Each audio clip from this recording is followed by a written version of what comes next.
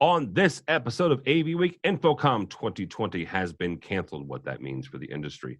Also, AVIXA continues to look at the impact and what happens when you can't get on job sites. And NEC and Sharp create a brand new venture. All that and more. Next on AVWeek. The network for the AV industry. What are you listening to? This is AV. This is AVNation. This is AVNation. This is AVWeek, episode 450, recorded Friday, March 3rd, 2020. Out like a rocket. Support for AVNation is brought to you by Extron, industry-leading technology backed by world-class support. And by Christie Digital. And by Vadio, makers of the new NDI professional broadcast camera, the RoboShot 30E NDI. This is AVWeek, your weekly wrap-up of audiovisual news and information. My name is Tim Albright. I am your host, socially safely distancing myself from my three guests, and producer Mitchell, who is in the background, who has, just for the record, been editing and producing from home for the last 2 or 3 weeks, as at least the state of Illinois practices social distancing and stay in place. So with me to discuss the news and information we have gathered this week, we will start with ladies first. Melissa Dillman joins us from Starin Marketing. Welcome, ma'am. Hello, sir. Also with us is my buddy Brad Grimes, who is the former editor of Pro AV Magazine from about 9 years ago. He's also done a lot of stuff between now and then, but he's still a diehard Cubs fan. God love you, dude. Thanks for having me, and thanks for not taking any shots at the Cubs. There is nothing to shoot at.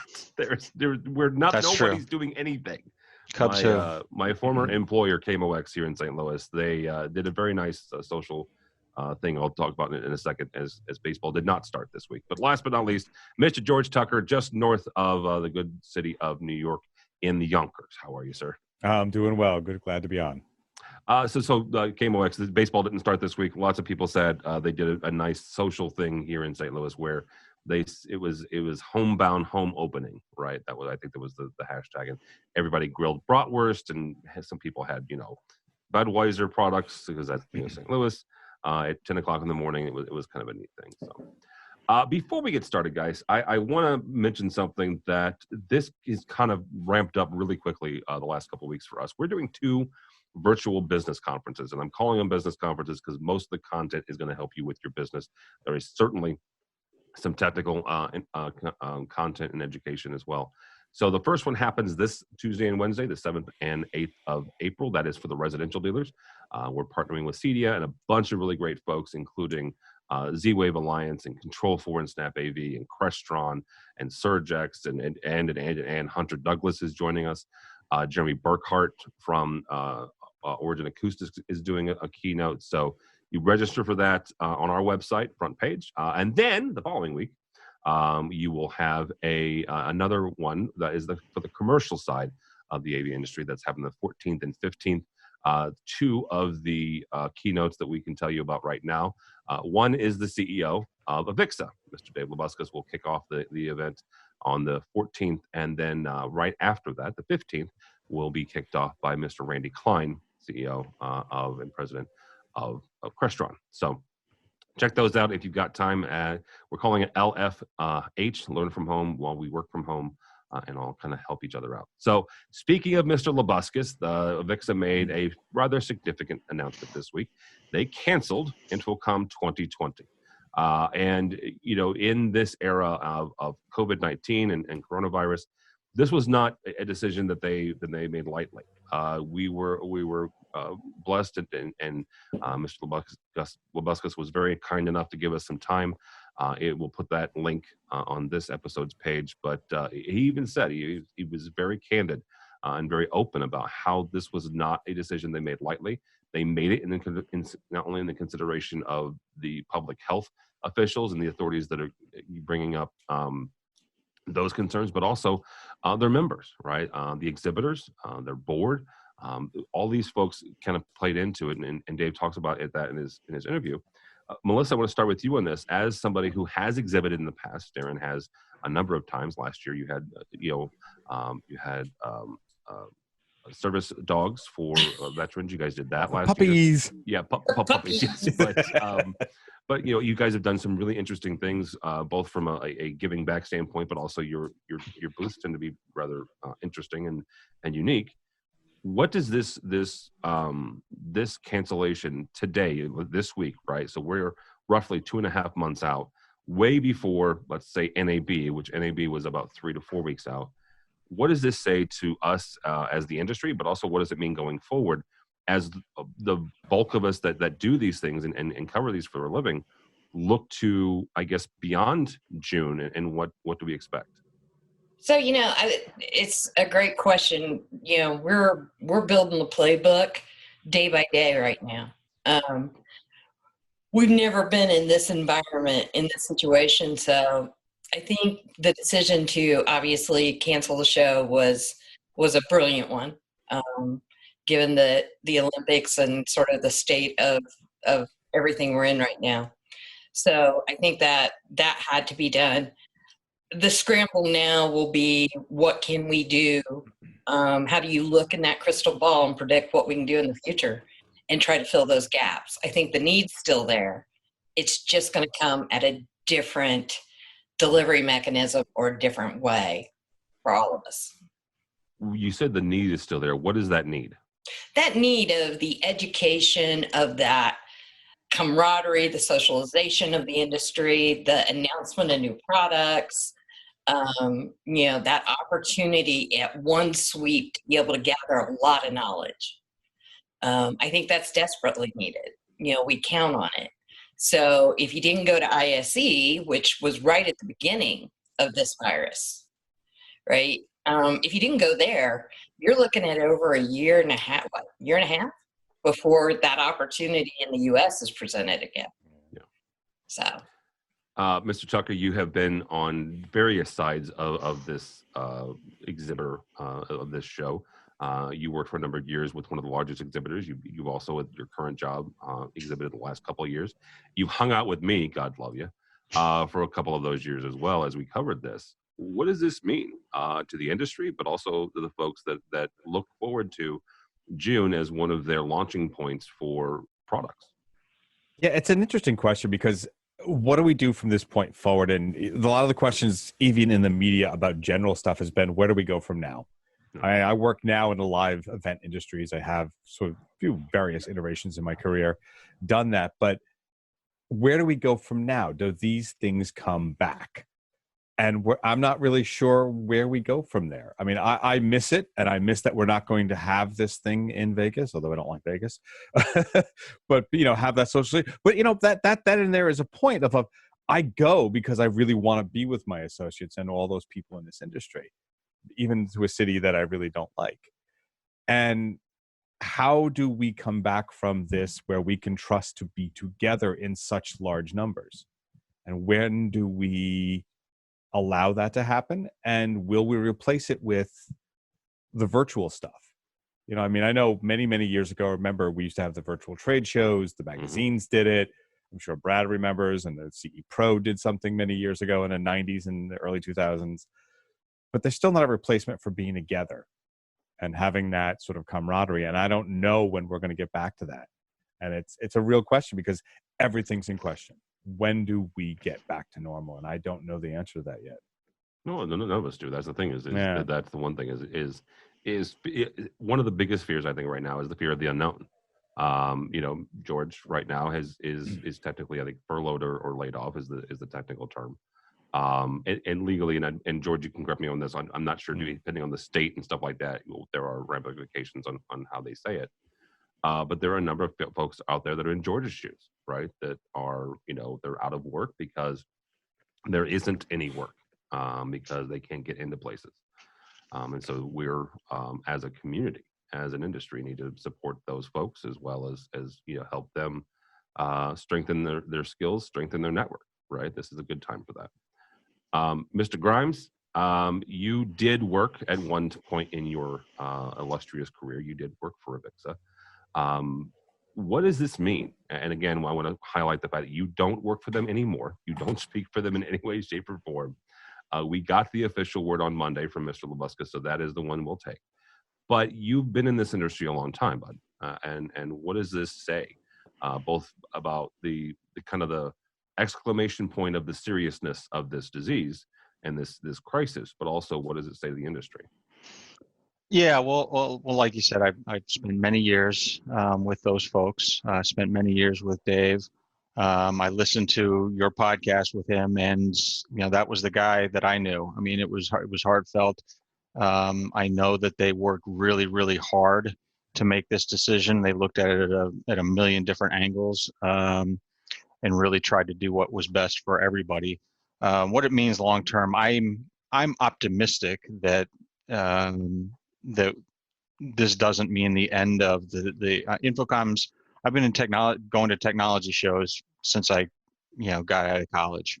InfoComm was always my favorite one. It was different, felt different. The people were different, the solutions were different. It was very collegial. I don't believe that's going to go away. I mean, there will be a time where we'll all get back together again, and we will do it again, and we may do it differently. We may, sessions may be different, but you can't replace, I think, what Melissa was talking about, this in-person education, which I know she's been part of for years, and this just networking and sharing war stories and actually seeing things. Short term, I believe there will be solutions, and we will figure out a way to best learn from each other, the way that so many other industries are trying to learn from each other and stay connected right now, which is virtually. Yeah. So there will be ways of getting it done, but it's not just this industry, but lots of things will change, and it will take a little while to get back to what we might consider normal. But short term, I know that group over there is working around the clock to figure out the best ways of getting the education. I saw the numbers now of, people are breaking the system trying to log in and get free AVIXA courses online. And I know they're working hard to make sure that people can get up to speed on things so that there's really no downtime. I mean, I believe that once this turns a corner, it's going to turn a corner fast. And there will be great demand for what this industry does. In the meantime, let's take care of each other and brush up on what we need to brush up on. Yeah, absolutely. Good words there. And just for the record, InfoComm was actually where I met all three of you for the first time. Mr. Tucker and I was in Vegas, good Lord, 9 years ago now, 8 years ago now. And Melissa was 10, 15 years ago. She was one of the first courses I ever took. And I'm not gonna... That can't be true. That can't be true. Obviously, you're confused. I am confused. It was somebody else that was bemoaning the evils of HDMI. That was all right. Speaking of the predicament that we're all in, AV revenues, site access is under pressure globally as AVIXA continues to do these wonderful surveys. Sean Wargo, who joined.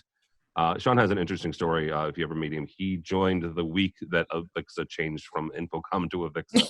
I don't actually, and Brad could probably tell me this, I don't think they actually gave him InfoComm business card. They just said. I do not believe it's true. I believe he accepted it as InfoComm and he showed up as AVIXA. Yeah. But he's been doing a really great job. Honestly, just getting the temperature of where we are. One of the things is trying to get into.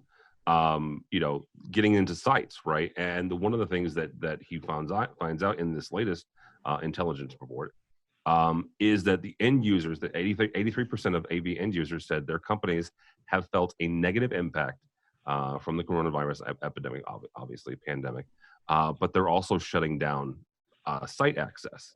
Mr. Tucker, you're in the heart of probably one of the most locked down cities in the country.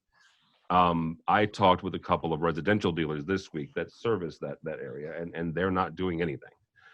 In fact, they're doing a course for us for our virtual conference. Todd Puma and Mark Feinberg. So, what does it do, and how do dealers deal with this if they can't get into sites? They can't get into the places where they need to do business.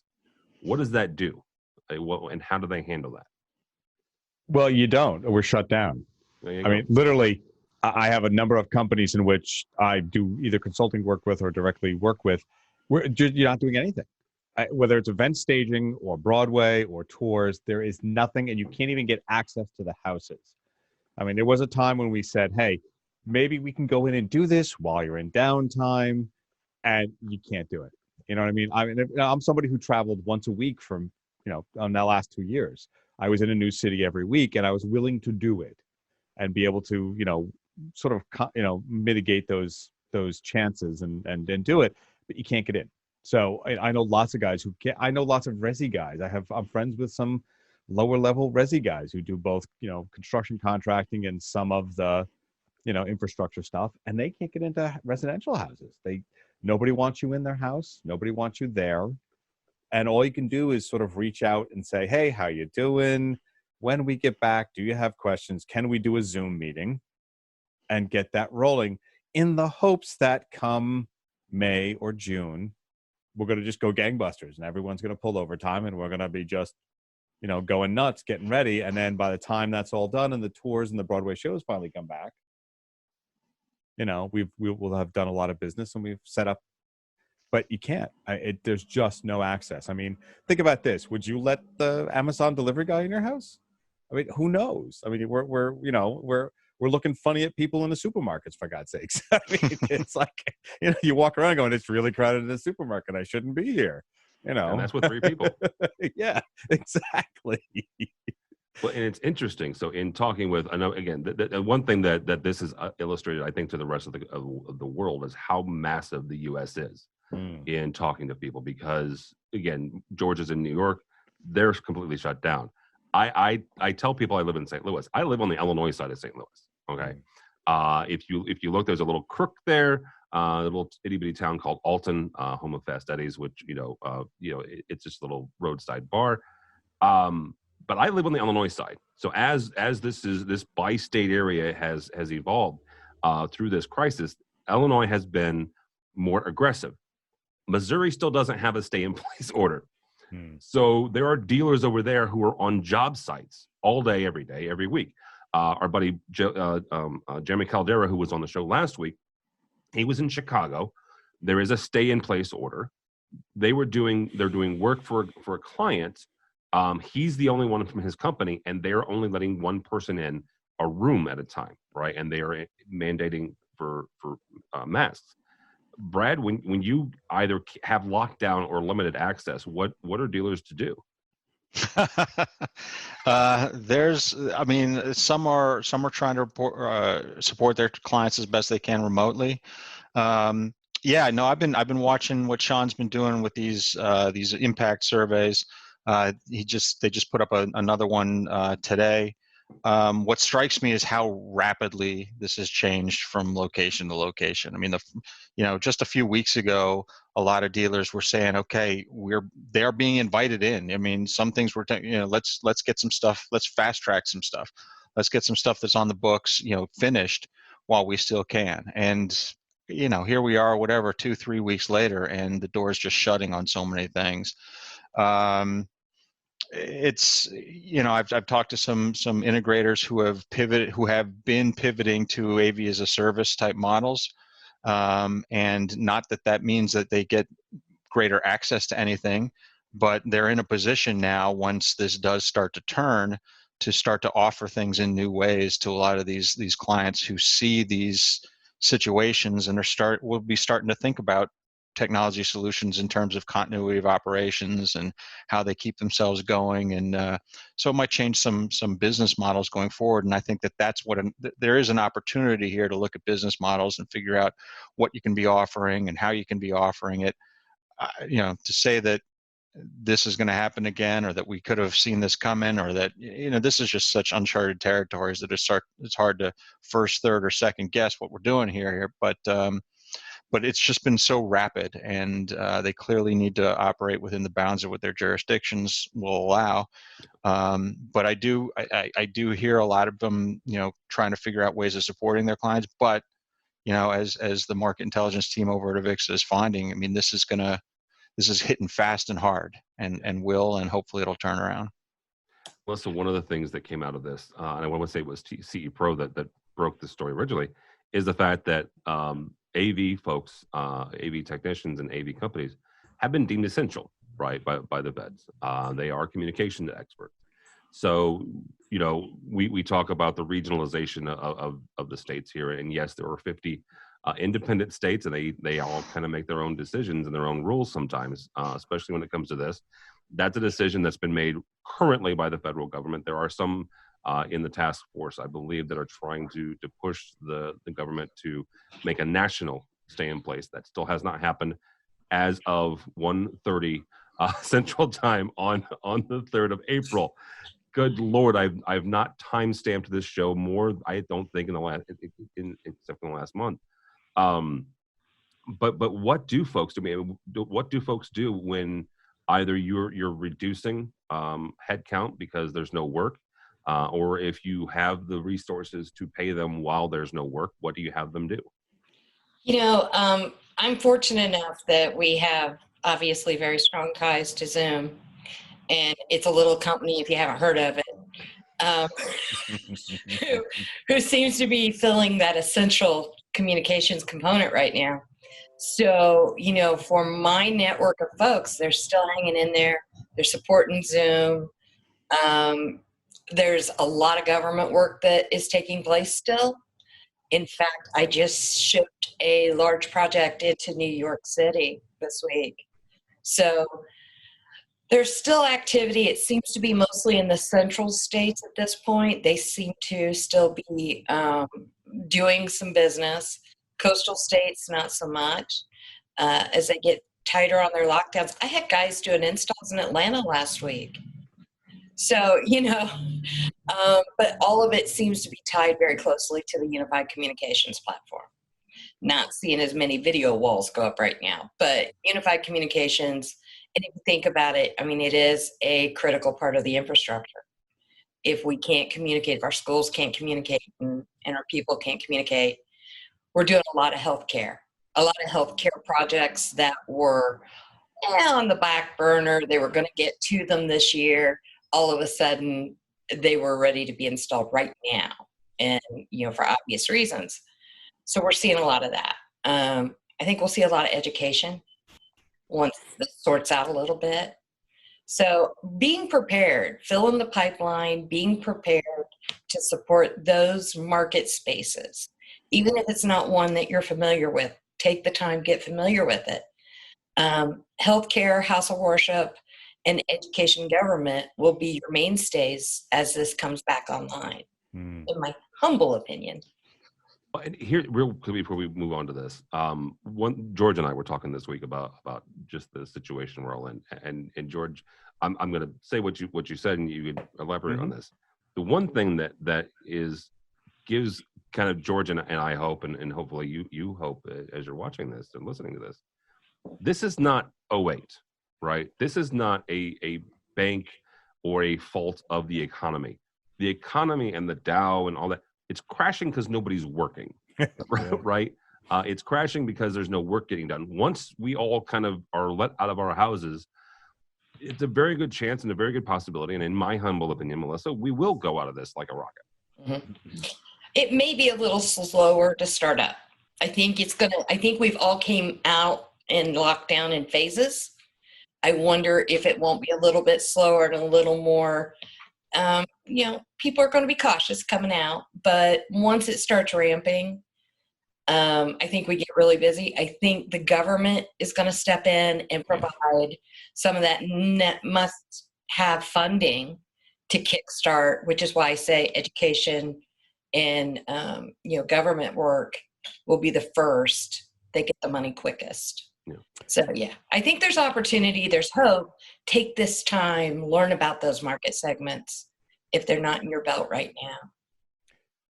To that point, those are important markets, but if you're going to generate real revenue, and I don't mean to be biased here, like the New Yorker cover, if you don't have the coastal cities that generate the majority of those incomes, the financing, you're not going to have a recovery. And that's really, I think, the telltale. Once New York and Los Angeles and those coastal cities, as you put it, Tim, come back online full force with the arts, with the stuff that supports that, that's where you'll see something happen.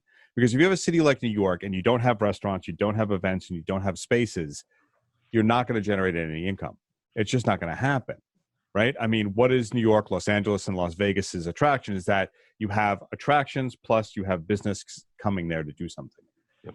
And that's where it will recover will happen. Now, government work in Washington, in the middle states, in the farm country where there's, you know, as some of the governors have said, less people, more cows, less people, they'll come back. But if you want this work to happen, it's going to happen on those coastal cities. And that's the lag that I see happening. Like, I don't think that the live events, Broadway, theatrical world will come back till at least September. Let's just, you know, best scenario, June is where we come back. But they won't open those venues till probably July. And then you've got August. And then we worry about the recurrence of the fall virus that they're worried about, the second wave or the third wave, whatever you want to call it. Yeah. And do you shut those down or do we manage that? And if they can get through that, then the tours will start. And then you'll see the tours like Broadway and music and cafes. That's when bands, you know, so all that stuff has to be in motion before any of this comes back. And that's sort of my main concern where, yes, you can go into a house and start to finish that house's or that corporate telecom or that, you know, Zoom meeting huddle room thing. But until you generate that activity, nothing's coming back into those places. And that's the major economic engine. And that's a concern. All right. Final story here, guys. It has nothing to do with COVID. Just want to put that out there. Nothing to do with the coronavirus. I'm going to say it came out of left field, just like the coronavirus. NEC and Sharp are entering into an agreement into a joint venture by combining NEC Display Solutions, a subsidiary of NEC, with Sharp. Now, I do appreciate corporations and companies and keeping everybody abreast here, but Sharp is taking a 66% stake in this joint venture. NEC is 34%. I'm from the Midwest, and I'm pretty simple. That to me means that Sharp is buying NEC. I could be totally off on this, and I know that words matter, and that, you know, there are legal definitions of a buyout and a merger and all that jazz. But Sharp has 64%. Okay, just gonna put that out there. Sharp a couple years ago was on the ropes. Foxconn bought them, and they have had an interesting resurgence. Brad, we'll start with you on this. What does this mean for display? What does this mean for projector? And what does it mean for both NEC and Sharp as brands going forward? Well, I'll have to dig in further, but I got the feeling that they weren't taking. It wasn't all of NEC that was merging with with just Sharp. The displays, yeah. Right? Just the displays portion. What does it mean? I'm no expert on any of this, but I believe this is probably, you know, a wise and necessary move. It's a very competitive field. You don't make a ton of money producing and selling displays these days. You just don't. So there need to be you know, companies working together on things like this, and maybe when they come out, and they'll bring the best ideas from both, and they'll redefine themselves as solution providers and not just display makers or whatever it happens to be. Because I do hear that from other display manufacturers that, you know, they're trying to solve more of their customers' problems than just sell them displays. And, you know, that's probably the way that a lot of the segments of the industry need to go. So, you know, this is it's probably a necessary move. It's probably a good move, and hopefully the economies of scale will benefit the combined company. Yeah. Melissa, Brad mentioned the economy of scale. That is also in the release itself, as they both head down the 8K and 5G road. I don't need to hear from Josh Schrago because I said the word 5G, who is all kinds of on that one. But yeah, does that make sense as they both kind of ramp up to the next generation of both resolution and transmission? Yeah, I think, you know, it's mergers and acquisition season, and obviously some of this economic setback is going to even make that go on further. I think Sharp has the manufacturing the glass. They've been very proficient in that for a long time. Yeah. So NEC will benefit from that if they can, if they can cut down on some of those costs, produce the best of the best out of both of them. That's probably where they're headed. My question is it going to be called SharpNet? Or I'm just asking for a friend. Sharp owns 64%. It will be I called said Sharp first. It will be called Sharp. SharpNet. Yes. All right, Mr. Tucker, you'll have the last word on this. What does this mean for both and also for that space? Well, it means that the advertising and display industry is probably going through a moment where it shows that revenue can't be sustained with all the players. And you've got to, as Melissa said, mergers and acquisitions. As Brad said, it shows that we're at a maturity point where you've got to make real profits. Let's combine our forces, and whatever that means, we have to do. You know what I mean? So NEC, they don't own, like you just said, NEC doesn't really own, Sharp was not going to own all of NEC. They'll only have that part, and that's where we are. I mean, that digital out of home and the display signage stuff, we've reached a critical point prior to any of this stuff happening that you have to be able to merge and make profits and maximize those profits in that way. So that's really what it means. The market has to do this. All right, very good. That'll do it for us. Thank you all so much. Melissa Dillman from Starin. Thank you, ma'am. Thank you, sir. Thanks for having me. Absolutely. How do people get a hold of you or Starin? Oh, you can find me, melissa.dillman at starin.biz, and Melissa Dillman on Twitter. All right, very good. Mr. Grimes, sir, thank you. Thanks, Tim. Thanks, everybody. Absolutely. How do people get a hold of you? I'm still on the Twitter with, I frequently forget my handle, but I think it's something like at @BGrimesDC. BGrimesDC is exactly it. So I believe so, unless you changed it in the last couple of weeks. Never. All right. Mr. Tucker, last one on that one. Thank you, sir. As always, it's at Tucker2s, TUES on the Twitters. And I hope to see everyone these coming weeks on the happy hours that we've been having. So look through AV in the AM and Mr. Netto and those happy hours. It's really good networking. I joined the one on Friday. Is the one I will typically be on. So 6 Eastern, 5 my time. And last week, Chris had 58 people on that happy hour. It was pretty impressive. So it was pretty impressive. Although I will say the one key, please everybody mute your mic until you're talking. Thank you. Although he did unmute everybody at once last week. That was fantastic. Where are y'all from? Everybody at once. So cacophony. Look up definition. Yes. There it is. Cacophony, Pennsylvania. All right. So for me, Tim Albright, you know what? Don't follow me on the Twitters. It's just not pretty.